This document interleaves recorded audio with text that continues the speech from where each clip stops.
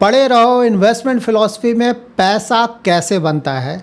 मेरा जो stock portfolio है उसमें कितने स्टॉक्स हैं, किन किन सेक्टर्स में मैंने इन्वेस्टमेंट किया है और कौन सा एक सेक्टर है जहां से मैं कुछ स्टॉक्स को ऐड करना चाहूँगा आने वाले अगले कुछ दिनों में या कुछ महीनों में। और साथ ही आप लोग का क्वेरी आया था कि क्या मैं ट्रेडिंग करता हूँ, तो इसका ही मैं रिप्लाई करूँगा। नाउ आज के टॉपिक पे आते हैं। तो सबसे पहले तो ट्रेडिंग का पॉइंट ही कवर कर दूं। कल के वीडियो में मैंने ट्रेडिंग ही कवर किया था ना। तो देखिए, मैं किसी भी तरह का कोई भी ट्रेडिंग नहीं करता हूं, चाहे वो एफएनओ हो, चाहे स्विंग ट्रेडिंग हो, चाहे फॉरेक्स ट्रेडिंग हो, कोई भी ट्रेडिंग नहीं करता हूं। ठीक है, कल एक क्वेरी था आप लोग का ना कि ट्रेडिंग में तो ठीक है 90% लूज़ आउट करते हैं, लेकिन इन्वेस्टमेंट जो करता है वो भी 90% लूज़ आउट करता है। ये स्टेटमेंट मुझसे पूछा जाए तो बिल्कुल भी गलत है। देखिए, आप जो बोल रहे हैं ना इन्वेस्टमेंट में 90% लूज़ करता है, वो इन्वेस्टर नहीं है, वो भी ट्रेडर हैं। इन्वेस्टमेंट का मतलब क्या हुआ? मिनिमम 5 इयर्स और अच्छा होगा 10 ईयर्स या उससे ज़्यादा, ये हुआ इन्वेस्टमेंट। आपने बोला मैं इन्वेस्टमेंट कर रहा हूँ 2-3 महीने में या एक साल में अगर आप भाग गए तो इन्वेस्टमेंट नहीं, वो ट्रेडिंग हुआ। ठीक है, तो इन्वेस्टमेंट में अगर कोई मीडियम टू लॉन्ग टर्म बना रहता है तो चांसेस होते हैं कि रिटर्न्स अच्छे आएंगे। उसके बाद स्विंग ट्रेडिंग रिलेटेड आप लोगों का क्वेरी आया था। भाई ट्रेडिंग है, चाहे कोई भी ट्रेडिंग हो, ठीक है, इन्वेस्टमेंट रिलेटेड ट्रेडिंग की बात मैं बोल रहा हूँ। उसी तरह से फॉरेक्स ट्रेडिंग, इन सब से अगर बच कर रहा जाए रिटेल इन्वेस्टर्स के लिए तो बहुत अच्छा होगा। मैं क्रिप्टोज़ में भी इन्वेस्टमेंट नहीं करता हूँ। इनफैक्ट क्रिप्टोज़ में तो ट्रम्प फैमिली ने 1.4 बिलियन US डॉलर्स का पैसा बनाया है क्रिप्टो बिजनेस से। 1.4 बिलियन US डॉलर्स। तो ट्रेडिंग में मैंने बताया था ना कि जो बड़े प्लेयर्स हैं वही ज़्यादातर पैसा पूरा बना लेते हैं। क्रिप्टो में भी तो देख ही रहे हैं ना, ट्रम्प खुद का पैसा बना रहे हैं, बाकियों का तो कुछ इधर रिसेंट टाइम्स में तो कुछ क्रिप्टो में पैसा नहीं बना है। सो नाउ देखिए, पढ़े रहो इन्वेस्टमेंट फ़िलॉसफी में सबसे पहले मैं आपको निफ्टी का रिटर्न्स दिखाता हूँ। पहले भी कई बार मैं दिखा चुका हूँ, लेकिन ये देखना ज़रूरी है, तभी आपको समझ में आएगा कि लॉन्ग टर्म इन्वेस्टिंग या पढ़े रहो इन्वेस्टमेंट फ़िलॉसफी का मतलब क्या है। यहाँ पे आप निफ्टी का 2002 से रिटर्न्स चेक कर सकते हैं, 2026 जो अभी तक रिटर्न्स अवेलेबल है। इतना लंबा टाइम पीरियड है। यहाँ पे देखिए, मंथली भी आप चेक कर सकते हैं, जैन, फेब, मार्च, अप्रैल में सबका है, दिसंबर तक। और एनुअल रिटर्न्स भी आप चेक कर सकते हैं। तो यहाँ पे देखिए इंटरेस्टिंग क्या है, एक तो आप मंथली चेक करेंगे तो हर एक महीना अप डाउन होता है। ठीक है, इतना लंबे समय का अच्छा आपको पिक्चर पता चलेगा। एनुअल भी देखें ना तो कितना ज़्यादा अप डाउन हो रहा है। लाइक 2002 से अगर आप स्टार्ट करें, कोई खास रिटर्न नहीं। 2003 में देखिए कितना ज़्यादा रिटर्न, फिर कोई खास नहीं। उसके बाद लगातार 3 साल ये पीरियड देखिए कितना अच्छा रिटर्न आया है। उसके बाद फिर से देखिए बुरी तरह से गिर गया 2008 में। उसके बाद रिकवरी देखिए 2009, 10 में भी ठीक ठाक रिटर्न। उसके बाद अगेन 11 में बुरी तरह से गिर गया, फिर 12 में रिटर्न आया, फिर 13 में रिटर्न नहीं आया, फिर देखिए 14 में कितना ज़्यादा रिटर्न, फिर 15-16 में रिटर्न नहीं आया। 2 साल, ये आप लोग बोलते हैं 2 साल, ठीक है भाई 2 साल अभी भी देखिए, पहले भी रिटर्न नहीं आया ना। उसके बाद देखिए कितना अच्छा रिटर्न आ गया 17 में। उसके बाद फिर 18 में नहीं आया। 2019-20 में देखिए रिटर्न आया फिर से। हाँ, उसके बाद 2021 में तो बहुत ज़्यादा रिटर्न आया, अच्छा खासा रिटर्न है। 2022 देखिए कोई रिटर्न नहीं है। 23 में अगेन बहुत अच्छा रिटर्न। 24-25 में कोई बहुत अच्छा खास रिटर्न तो नहीं आया, तो बोलना पड़ेगा। 26 देखते हैं क्लोज़र कहाँ पे होता है। तो देखिए, ये जो आप डिटेल्स चेक करें उससे क्या पता चलता है कि भाई 1-2 साल का अगर अंडर परफॉर्मेंस है कोई बड़ी बात नहीं है। उसके बाद मार्केट उसको एवरेज आउट करता है, अच्छा खासा रिटर्न आता है, और मोस्टली हम फिलहाल इसी फेज से गुजर रहे हैं। सो नाउ पढ़े रहो इन्वेस्टमेंट फ़िलॉसफी को और डिटेल में समझ लेता हूँ। देखिए पूरा वीडियो देखें, अच्छी तरह से समझें। ये खरीद लो, ये बेच दो, वहाँ पे तो बहुत आप लोग देखते हैं और उसका कोई ख़ास मतलब नहीं बनता। अगर ये जो मैं अभी समझाने जा रहा हूँ इसको अगर आप अच्छी तरह से समझ लेते हैं तो पूरा इन्वेस्टमेंट जर्नी आपका अच्छी तरह से बीतेगा। ये हमेशा आपकी मदद करेगा और मिस सेलिंग से भी आप काफ़ी हद तक बचेंगे। तो पढ़े रहो का देखिए, अगर सिंपल स्टेटमेंट में बोला जाए ना तो इसका मतलब क्या हुआ कि जो फंडामेंटली अच्छे एसेट क्लासेस हैं या फिर फंडामेंटली अच्छे प्रोडक्ट्स हैं, जैसे इक्विटी हो गया, इक्विटी में हुआ अच्छे क्वालिटी के इक्विटी म्यूचुअल फंड्स और अच्छे क्वालिटी के स्टॉक्स, उसको हम खरीदेंगे और लॉन्ग टर्म तक बने रहेंगे और कंपाउंडिंग का एडवांटेज उठाएंगे तो हमारा वेल्थ क्रिएशन होगा अच्छा खासा लॉन्ग टर्म में। कंपाउंडिंग का तो एक डिटेल वीडियो मैंने पहले भी पब्लिश किया हुआ, अगर नहीं देखा तो आप देख सकते हैं, आप समझ सकते हैं कि उसका कितना ज़्यादा बेनिफिट मिलता है लॉन्ग टर्म में। यहाँ देखिए कुछ इंपॉर्टेंट पॉइंटर्स है पड़े रहो इन्वेस्टमेंट फिलॉसफी में। नंबर 1, जब थोड़ा बहुत मार्केट गिरता है, थोड़ा बहुत 10% 20% इस तरह का गिरावट, कभी भी पैनिक नहीं करना चाहिए। 10-20% का गिरावट कोई बहुत बड़ा गिरावट नहीं आ गया कि आप डर जाए। हाँ, 40-50% भी कभी कभी गिरता है, लेकिन बहुत कम गिरता है। वहाँ पे तो डर लगना स्वाभाविक है, डर लग रहा है, सही है। लेकिन ये 5%, 10%, 15%, इन गिरावटों में आइडियली हमें बिल्कुल भी परेशान नहीं होना चाहिए। मार्केट ऐसा ही काम करता है। ऑलरेडी मैंने आपको अभी डिटेल्स दिखाया, तो आपको तो समझ में आ गया होगा एटलीस्ट वो देखकर। उसी तरह से जब मार्केट कोई बहुत ज़्यादा रिटर्न दे तो ओवर एक्साइटेड होने की ज़रूरत नहीं है। वो रिटर्न है, कुछ समय के बाद मार्केट गिरेगा तो नीचे आ जाएगा। आपको लॉन्ग टर्म के लिए जाना है, क्योंकि वहीं पे एवरेज आउट करके जो रिटर्न्स हैं वो अच्छे खासे आ जाते हैं। हमेशा ध्यान में रखें कि टाइमिंग इन द मार्केट के चक्कर में बिल्कुल ना पड़ें। आप जाएं टाइम इन द मार्केट, जितना ज़्यादा टाइम स्पेंड करेंगे, मतलब अपने प्रोडक्ट को छोड़ेंगे मार्केट में कंपाउंडिंग के बेनिफिट के लिए, उतना अच्छा खासा आपका परफॉर्मेंस आएगा, प्रोवाइडेड क्वालिटी अच्छा हो और वैल्यूएशन का आप ध्यान रखें। यहाँ पे आपको देखना क्या है, तो देखना ये है कि जो इंडिया है, जो कंट्री है जहाँ की आप अपना इन्वेस्टमेंट कर रहे हैं, उसका लॉन्ग टर्म ग्रोथ स्टोरी कैसा है, बहुत ज़रूरी है ना। तो यहाँ पे जो मेरा फिलॉसफी है उसका ये मानना है कि इंडियन इकोनॉमी का जो प्रोस्पेक्ट है, फ्यूचर प्रोस्पेक्ट, वो बहुत अच्छा है। तो ये चेक आप कैसे करेंगे, तो जैसे नॉमिनल जीडीपी ग्रोथ रेट आप देखिए तो अब तो डबल डिजिट उम्मीद है कि इस बार हम आ जाएंगे। पहले थोड़ा सा तो प्रॉब्लम आया था। बैंकिंग सिस्टम का क्रेडिट ग्रोथ बहुत अच्छा, 14-15% बहुत अच्छा चल रहा है, कोई दिक्कत नहीं है वहाँ पे। इनफैक्ट लेटेस्ट डेटा भी देखेंगे ना, तो जीएसटी कलेक्शंस का आप डेटा देखें जो लेटेस्ट जून मंथ का है, ईयर ऑन ईयर देखेंगे तो बहुत अच्छा है, 13.9% से बढ़ा है, 1.95 लाख करोड़। मैंने जीएसटी हमेशा आप लोग बोला है ना कि 2 लाख करोड़, 2 लाख करोड़ कोई बड़ी बात नहीं है। जीएसटी आराम से हम टच करेंगे आने वाले महीनों में। कार सेल्स देखिए ना, 24% का ग्रोथ है जून में year on year. Power consumption भी 11.6% का ग्रोथ है। तो ये सब भी जो डेटा है वो बता रहा है कि नहीं, बाहर प्रॉब्लम चल रहा था, ये अग्री इंडिया में भी उसके कारण थोड़ा बहुत प्रॉब्लम हुआ, लेकिन ओवरऑल इकनॉमी में ऐसा कोई प्रॉब्लम नहीं दिख रहा है, चीज़ें ठीक चल रही हैं। उसी तरह से इंडिया में जो कंपनीज़ हैं उनका परफॉर्मेंस कैसा चल रहा है, फ्यूचर में क्या लग रहा है, प्रॉफिट ग्रोथ किस तरह का होगा उन कंपनीज़ का। तो अर्निंग ग्रोथ तो अब धीरे धीरे इंप्रूव कर आने वाले समय में बिल्कुल और इंप्रूव करेगा। तो अगर डबल डिजिट का ग्रोथ लगातार चलता रहता है तो इकोनॉमी के लिए बहुत अच्छा है, स्टॉक मार्केट के लिए बहुत अच्छा है और इन्वेस्टर्स के लिए बहुत अच्छा है। तो ये सब आपको देखना है।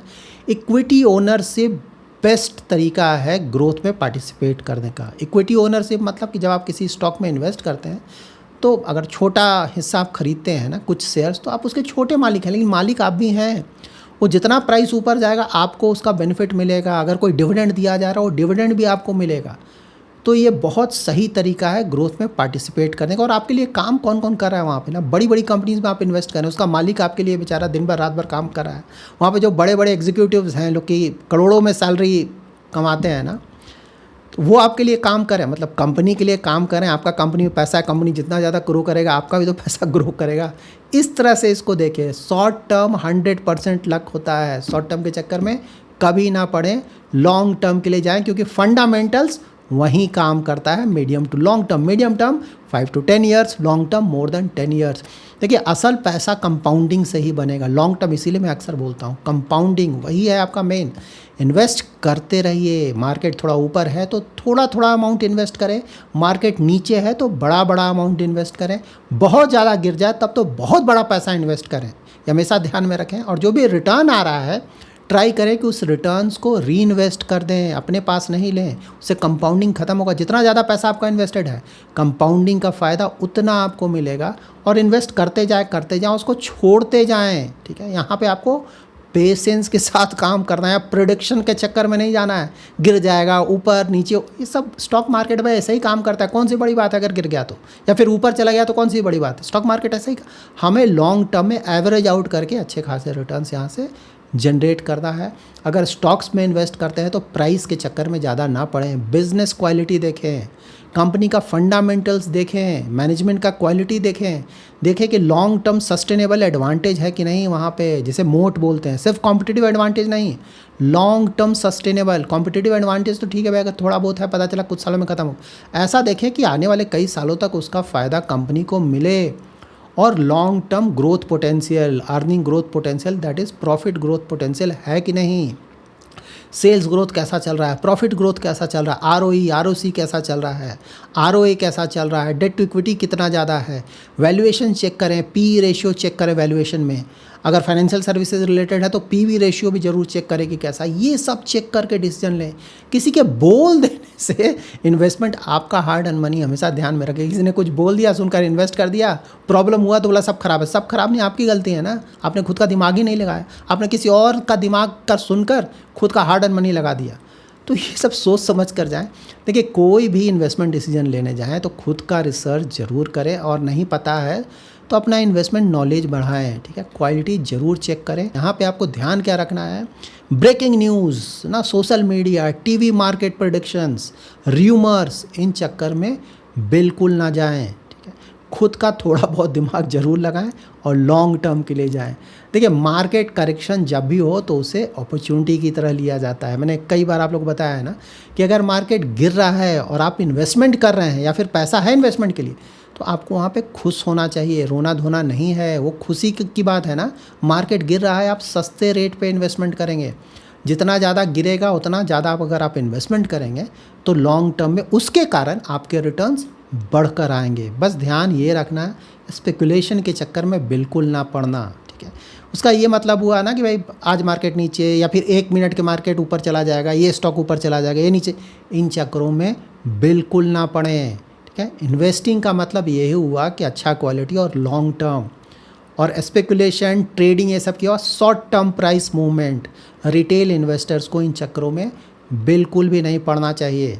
और अगर आपने कोई भी स्टॉक या म्यूचुअल फंड स्कीम खरीदा, उसको कुछ महीनों में बेच दिया, तो आप इन्वेस्टर नहीं हैं। इस बात से बाहर निकले, आप एक ट्रेडर हैं। इन्वेस्टर वो हुआ जो कि 5 साल 10 साल तक अपना पैसा इन्वेस्ट करता है। उसके बाद अगर कुछ प्रॉब्लम होगा तो बिल्कुल आप बोल सकते हैं कि भाई मैं इन्वेस्टर हूँ लेकिन एक्सपीरियंस बहुत ख़राब रहा। अगर आप ऐसे इन्वेस्टर हैं जो कि 5-10 साल से इन्वेस्ट कर रहे हैं, फिर भी अगर आपका यहाँ पे एक्सपीरियंस ख़राब है, तो बिल्कुल कमेंट में आप मेंशन कीजिए ना, बिल्कुल उसके ऊपर डिस्कशन करना बनता है। लेकिन आइडियली इस तरह के केसेस आपको शायद ही कहीं देखने को मिले। हाँ, अगर किसी ने कोई जंक स्टॉक में इन्वेस्ट कर दिया, वहाँ पैसा डूब गया, वो तो बात अलग है ना। क्वालिटी तो आपको देखना है। और हमेशा ध्यान में रखें एसेट एलोकेशन, ठीक है। पड़े रहो, इन्वेस्टमेंट फिलॉसफी में ये सब कुछ आता है। ऐसा नहीं कि 100% इक्विटी में इन्वेस्ट कर दिया और उसके बाद प्रॉब्लम में फंस गया, ठीक है। इक्विटी बिल्कुल सही बात है, लॉन्ग टर्म में अच्छे रिटर्न्स आते हैं, लेकिन 100% पैसा इक्विटी में बिल्कुल भी नहीं डालेंगे। अपना गोल्स देखें, रिस्क प्रोफाइल देखें, इन्वेस्टमेंट होराइजन देखें, उसके आधार पे अगर मार्केट का अच्छा खासा आइडिया है, स्टॉक फंडामेंटल का आइडिया, तभी स्टॉक्स में इन्वेस्ट करें। नहीं तो डाइवर्सिफाइड म्यूचुअल फंड्स में इन्वेस्ट करें, वो बेस्ट है। वहाँ अच्छा खासा डाइवर्सिफिकेशन मिल जाएगा, और प्लस एक फंड मैनेजर है जो कि आपके पैसे को मैनेज कर रहा है। थोड़ा बहुत पैसा अपने पास ज़रूर रखना चाहिए, ताकि अगर फ्यूचर में अपॉर्चुनिटीज़ मिले तो उसका हम फ़ायदा उठा सकें। अपॉर्चुनिटी मीन्स मार्केट कभी कभी गिरता है ज़्यादा ना, उसका फ़ायदा उठाएंगे।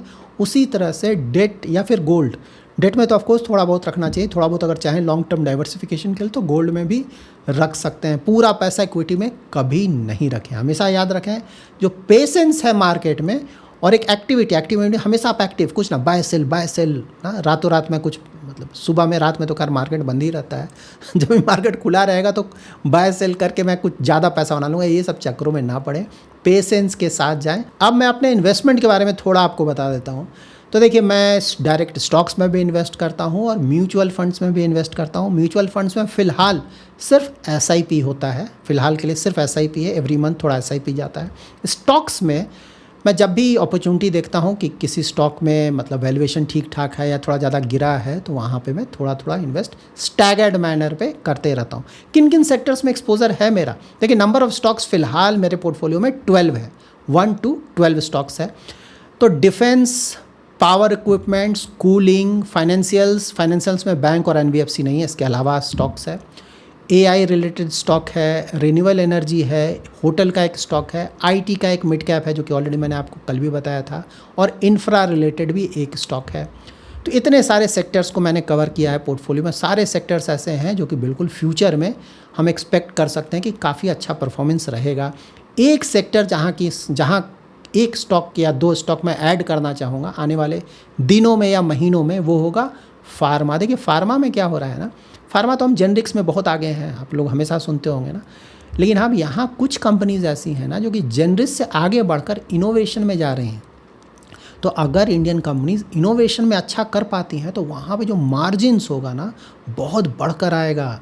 तो वहाँ पे बिल्कुल हम एक्सपेक्ट कर सकते हैं कि इन स्टॉक्स का प्राइस कई गुना बढ़ेगा आने वाले सालों में, अगर परफॉर्मेंस अच्छा रहता है तो इसी बात को ध्यान में रखकर मैं प्लान कर रहा हूँ, लेट्स सी, 1 या 2 फार्मा स्टॉक में आने वाले समय में इन्वेस्ट करने का। सो नाउ इंडियन मार्केट्स और फॉरेन मार्केट्स, देखिए अभी जिस तरह का वैल्यूएशंस चल रहा है, बाहर के मार्केट्स का जिस तरह का एक्स्ट्राऑर्डिनरी परफॉर्मेंस आया है और जिस तरह का इंडियन मार्केट का अंडर परफॉर्मेंस आया है, उसको देखकर बिल्कुल कहा जा सकता है कि अगर हम इंडिया में हैं, क्योंकि इंडिया का इन्फॉर्मेशन हमारे पास ज़्यादा है ना, अच्छा खासा अंडरस्टैंडिंग इंडियन मार्केट्स का, तो आइडियली ज़्यादातर पैसा इंडिया में ही इन्वेस्ट करना है हमें।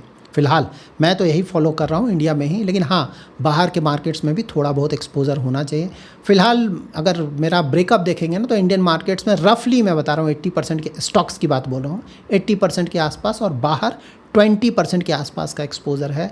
लेकिन हाँ अभी अगर कोई बोले कि मैं फ़ॉरेन मार्केट में बहुत बड़ा एक्सपोजर लेना चाहता हूँ तो मेरे अनुसार वो सही नहीं होगा, क्योंकि बाहर बहुत ज़्यादा रिटर्न आ चुका है। तो अगर किसी को बाहर इन्वेस्ट करना भी है तो मे भी छोटा छोटा अमाउंट में धीरे धीरे करना चाहिए with a long term investment horizon. बहुत बड़ा पैसा एक साथ फॉरेन इक्विटी में इन्वेस्ट मेरे अनुसार तो करने का फ़िलहाल मतलब नहीं बनता है। So that's it in this video. अगर आपको ये वीडियो पसंद आया है तो ज़रूर लाइक एंड शेयर करें। पहली बार हमारे यूट्यूब चैनल पे आ रहे हैं तो चैनल को जरूर सब्सक्राइब करें और हाइप जरूर करें। कल सैटरडे है तो मैं ट्राई करूँगा कल रात में यूट्यूब पे लाइव आने का ना, रात में 8 से 9 बजे 1 घंटा, जो कि जनरली मैं आता भी हूँ। तो अगर आप लोग अवेलेबल हैं तो ज़रूर उस लाइव स्ट्रीम को वॉच करें, उसमें मैं आपके इन्वेस्टमेंट रिलेटेड कुछ क्वेरी को भी आंसर करूँगा। So thanks lot for watching.